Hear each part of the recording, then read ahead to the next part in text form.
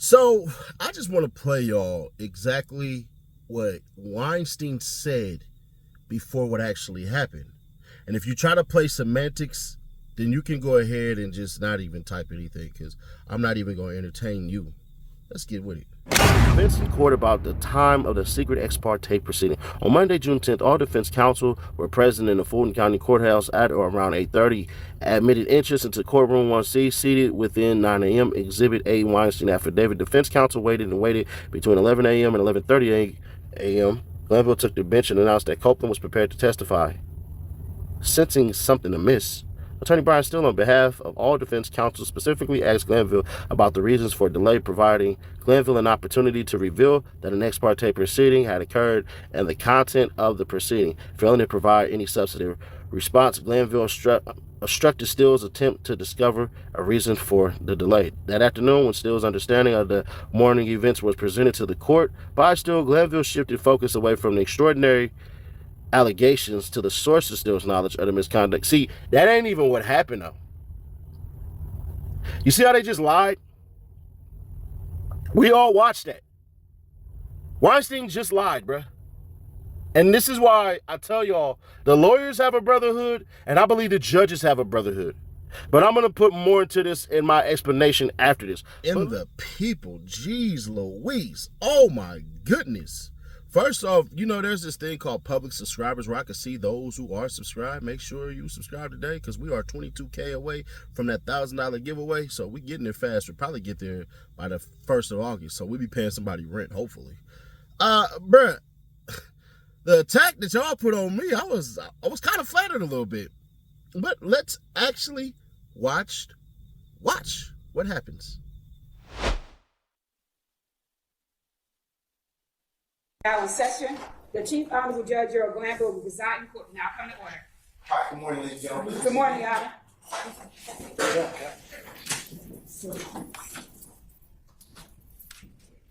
All right, ladies and gentlemen, we are back on the record in the matter of the state of Georgia versus Khalif Adams et al. in 22 SC 183-572. All right, we're going to take roll for today. Let's see, Mr. Stillwell, Mr. Boston, Mr. Shar. Good morning, gentlemen. All right, Mr. Williams, Mr. Steele, Mr. Adams. Good morning. All right, Mr. Kenrick and Mr. Weinstein. Good morning. All right, Mr. Huey and Mr. Matthews Jr. and Sr. Good morning. All right, Mr. Nichols and Mr. Garner. Good morning. Mr. Ryan and Misty Williams. Good morning. All right, Mr. Brown, Mr. Uhelski, Mr. Atkins, Ms. Love, and Ms. Hilton. Good morning, counsel. All right. Okay, Ms. Knight. Mr. Kokomo, was you here? No, not yet. Okay, Ms. Haltwinger, Mr. Mansbach. All right, good morning. It's Mr. Smith. Mr. Smith? That's right, it is Mr. Smith. He usually sits next to Mr. Brown. That's why I usually kind of get the two of you mistaken, but that's my fault, sir. I'll try not to let that happen again. All right. Are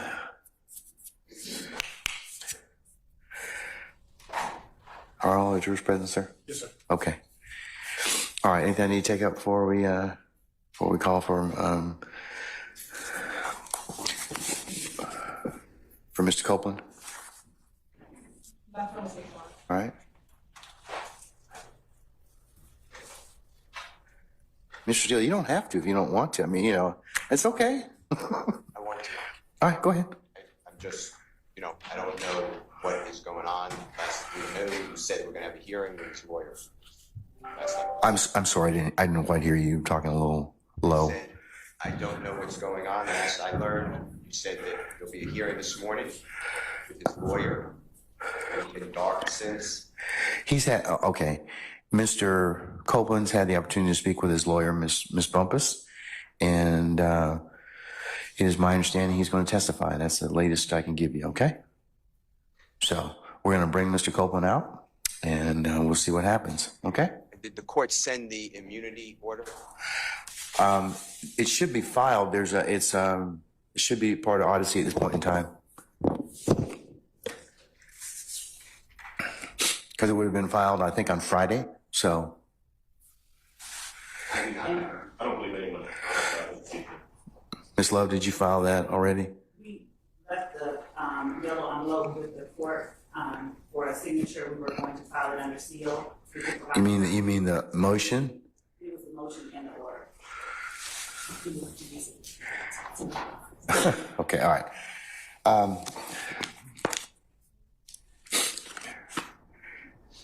We can give them. We can send them. Yeah, if you could send them a copy, that'd be fine. Okay.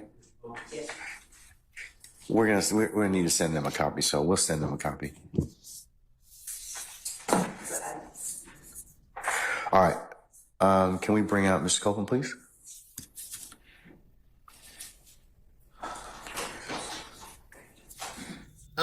Weinstein said that they basically were inquiring about why they were late. The judge let them know that he was meeting with his lawyer, which means you knew what was going on. You just wanted to be a part of that meeting. See, if Weinstein would have told the truth, then that's what we have it. So I have comments like this. And then she deleted her comment because she must have realized you talking to Seti Nash. So when I hear people say things, y'all get mad at me. For what? Because even what was argued, people lied. That's why I keep telling y'all. The lawyers all have a brotherhood. They do. But also, so does the damn judges. So I'm telling you, Glanville's not going anywhere. Watch what I'm talking about. Y'all heard from lawyers that the judge basically admitted everything. No, he did not. Pay attention to what is said. And words you don't understand, I will give you the definition. The way I understand my constitutional obligations, pursuant to the 6th and 14th Amendments of the United States Constitution and corresponding sections of the Georgia Constitution, I'm required to make a full and complete statement to the court. For the record, and if God forbid this goes up on appeal for the appellate courts or another tribunal, commission, or administrative body, I was told based upon information and belief that when we arrived at 8:30, 9 o'clock today, we did not come into your courtroom until almost 11:30. And what I found out just recently, this is not waived, is that supposedly in chambers, this honorable court reporter at times, honorable court at times, district attorney or district attorneys from the DA's office, as well as investigators, sheriff deputies, Mr. Copeland and his counsel met together. None of the defense team, to my knowledge, was aware that this was going on. It was told, based upon information belief, that it was told to the district attorneys that Mr. Copeland intended to plead the Fifth Amendment. Then I was told, based upon information belief, that Adrian Love, the lawyer for Mr. Copeland, and this court were together, and Ms. Love made representations that John Melnick supposedly spoke with some attorneys for the accused and wrote an email to Ms. Love, to Adrian Love, stating that Mr. Melnick does not represent the witness, and that Mr. Melnick wrote an email saying F you, and then somehow that email was CC'd. To me, that never... Mr. Steele, can I interrupt you for just a second? I'm kind of disturbed because that's ex parte. All that was an ex parte conversation.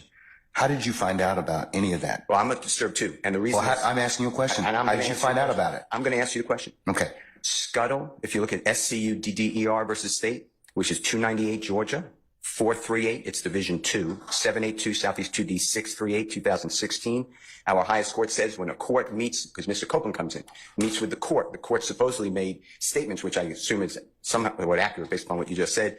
We're entitled, Mr. Williams and every other person wrongly charged here is entitled under the Georgia Constitution to be present. That's a critical stage. It's just like when you meet with me and you and Mr. Adams meet with me and others have met with me.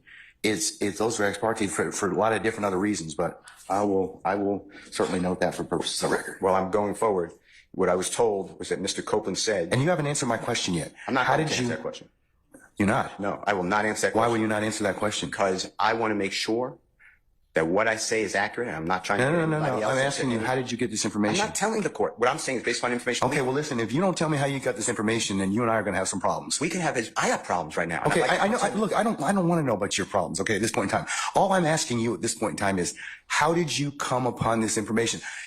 Look, if the case gets reviewed, the record's going to be available for our appellate court and for whatever reason. But it's disturbing that somehow you have surreptitiously gotten information in regards to the court's private ex parte conversation with a party. I mean, A witness who was sworn in Friday. The court's telling, this is what I was told. If it's not true, not true. This court handed Mr. Copeland. Tell me how you got the information. Listen, whatever you want to do. Tell me how you got the information, then we can go ahead and go forward. I'm not going to say that. What I'm going to say is this. I was told, and I hope this concerns the court. It concerns me that you have proprietary information. Why is it or proprietary? Information that you should not be having that was ex parte. Why? With a party. Why? State of Georgia. How about the witness? How about Mr. Copeland, who supposedly announced he's not testifying and he'll sit for 2 years, and then supposedly this honorable court, okay. Or excuse me, let me rephrase that. This court supposedly said, I can hold you until the end of this trial. Ms. Hilton supposedly said, actually, all of the defendants and then all 26 people are disposed of. If that's true, what this is coercion, witness intimidation, ex parte communications that we have a constitutional right to be present for. So I understand that you're upset towards me, but I don't know what I did. Mr. Steele, I still want to know, how did you come upon this information? Who told you? What I want to know is, why wasn't I there? Why? Sir, I'm going to hold you in contempt if you don't tell me who tell me who this information was. I don't want to be held in contempt. Well, I'm not answering that question. That's attorney-client privilege information. I am not attorney-client privilege. Unless you were in my chambers, that's the only way you can figure out. I tell you what, I'm going to give you 5 minutes. If you don't tell me who it is, I'm going to put you. I'm going to put you in contempt because that is not attorney-client privilege. Attorney work product privilege. I am not. How did you get that information supposedly from my chambers? Did somebody tell you? I'm not. You should have told me. You got 5 minutes. Well, I don't need it. I want to continue. This is what I was told. Mr. Copeland made statements that he admitted to killing Donovan Thomas and was. Don't take my notes. No. So I'm just gonna put it this way. Y'all rooting for Young Thug. I'm rooting for Young Thug. But the problem with some of y'all people who get mad at me, y'all tend to say the same thing. When I say something right, dang, Seti Nash, you just as dope as these lawyers. You should go ahead and get your law degree. When I say something y'all dislike, F you, Seti Nash. You're not a real lawyer. You know, you're whatever. Bruh, how you gonna comment on the lawyers and give scores and all of that stuff? Bruh, it's the same way that ESPN has a bunch of people who never played professional sports a day in their life and they commentate. The same way y'all don't get mad at Shannon Sharp, who played in the NFL, for giving his NBA takes. Yeah. So I'm just trying to understand, why is this selective politicking with me? Now, what I will say is the judge was so damn dumb that Brian still admitted out his mouth that he got the damn email CC'd from freaking Melnick. Melnick was the person who gave it to him. Once again, my theory is Woody got pissed off at that meeting, turned around, hollered at Melnick about it, because he probably felt slighted by Miss Bumpus, and literally hit up freaking Melnick and all this stuff and everything like that, and then sent off a fiery, angry email. Because if you're listening, in the beginning, Woody came in and all that stuff, and then they released him when it came time for lunch, which means that they gave him back his possessions and all of that stuff. So when they gave him back his possessions, for that whole hour that they were on lunch, because if you remember, they were asking questions. Woody was being funny. He was, when she finally asked him, how old are you and all that stuff, she finally got over that hurdle and that hump. And we're all waiting to see if Woody was going to take the fifth. But you could tell Woody was pissed off in that seat. So what I'm suggesting is Woody got pissed off and did what he did. And then when that hour came for all that stuff to happen, boom, that's when they turned around and then Brian still came through. Because at first, Judge is cool, Brian Still was cool, but Brian Still basically was like, if this is true, y'all didn't catch none of that crap. But this is where I think the judge lost it, because of the stuff that he did with Adams. Check this out. Are really getting yourselves cross purposes at this point in time. Sir, I'm telling you, you are at this point in time. You made some things out of nothing. I think that you're on very precarious ground at this point in time. So I'm telling you at this point in time, he's in custody. We're going to go ahead and start. You can represent Mr. Williams. That's okay. That's fine. I'll take up the other stuff as needed, but I'm not going to take it up right now. I will not. Say again? Respectfully, I will not. I cannot. Sir, you have to. Well, You're gonna have to do the best you can at this point in time, because you don't get to extort the court. That's what you're attempting to do at this point in time, sir. Yes, you are. What you're trying to do is, I'm not going forward if I don't get this. You know, it doesn't work that way, Mr. Adams. And I'm telling you at this point in time, I would just kind of govern yourself accordingly, sir. I'm telling you, as the court, under these particular circumstances, everything will come out as it should. I don't think. Sir, I don't have enough information at this point in time to address it. I don't. But I'm telling you at this point in time, there is nothing that was given, said, whatever, this morning that. If there is any accuracy to some of the information that we. But sir, I don't even know. Your co-counsel won't even tell me who said whatever. Okay. And the challenge I'm having in this particular circumstance is that is such a violation of the sacrosanctness of the court's chambers and an ex parte conversation. You're just glossing over that. You're glossing over that in its entirety. No, it's not, sir. Sir, that's not what happened. That's not what happened. That's not what happened. That's not what happened. That's not what happened.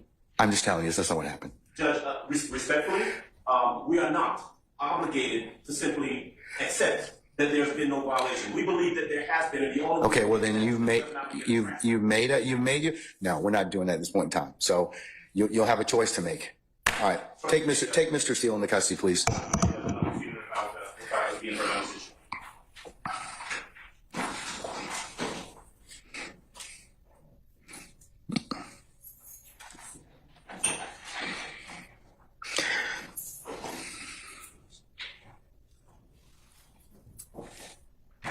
Your Honor, would the court afford me 1 moment to confer with counsel regarding the appropriate remedy in this type of Okay, all right.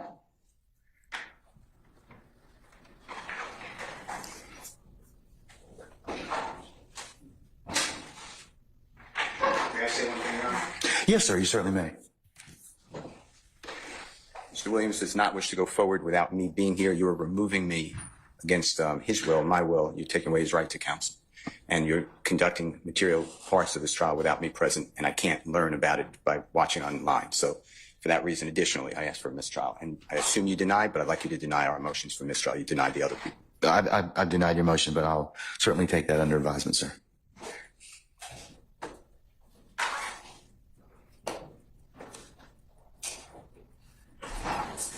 We're going to be in recess for the next 5 minutes.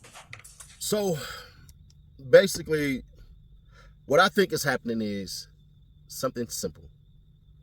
I think if Brian still don't watch it, he could be set up. And I'm going to tell y'all, I'm going to explain to y'all thoroughly tomorrow, because I don't want this to be an hour video. I'm going to explain thoroughly tomorrow why I believe Brian Stone, the defense counsel, is being set up. Because some of y'all could say the judge sounds scary, but some of y'all could say, man, the judge literally doesn't sound scary, because in that last clip, the judge is like, you guys are making something out of nothing. When I found that law, and I told y'all, bro, that just because he had an ex parte meeting doesn't mean it's illegal. It's not. The judge even admits to having ex parte meetings with Steele and with Keith Adams, and they didn't say anything. So this is what I'm going to say for the people. Some of y'all are new here, man. When I respond, I'm emotional, I'm all these terrible names and all this crap. All right, cool. When I don't respond, then y'all want to say I'm afraid and all this stuff. So whichever stake you want to put your flag in, cool. I can admit I have a young thug bias. Why can't y'all? 80% of my content, maybe even 85 to 90% of my content is pro Young Thug. So when I'm trash talking the freaking DA, y'all have no problem with that. It's go said Nash, go. This video I drop tomorrow, y'all gonna be like, Seti Nash is the truth, man. We never doubted you and all that stuff. Y'all can all admit, dang, Seti Nash, we were caught up in our emotions. We seen Steele go to jail, headed to jail, seemed like it was sad. Then we seen Ashley Merchant come through and basically rumble the court. And I think the reason for the redacted transcripts is because they want to make sure, because that's going to be the next thing. Once the Supreme Court say there was no harm, no foul here, and they continue on with the case, y'all going to be pissed off. But not me, because I'm going to tell you what's going to happen after the Supreme Court basically says there was no harm, no foul. They're going to say, hold on, we want the unredacted transcripts so that they can do what Ashley Merchant tried to do against the damn judge in Cobb County. But you know what? We'll make this a part 1, and we'll bring that in tomorrow in a part 2, and we'll finish it there. Man, listen, Y'all don't have to apologize. Y'all don't have to say my bad. None of that. Some of y'all gonna make up excuses and be like, well, no, you're playing semantics and all that crap. If you want to move the goalposts, move the goalposts. But one thing you can't say no longer is Seti Nash, you're wrong. Weinstein had it right. No. Literally. Steele was made aware of what the hell was going on, but not all the way. There was some stuff in the dark, and I think that the judge definitely handled that all wrong.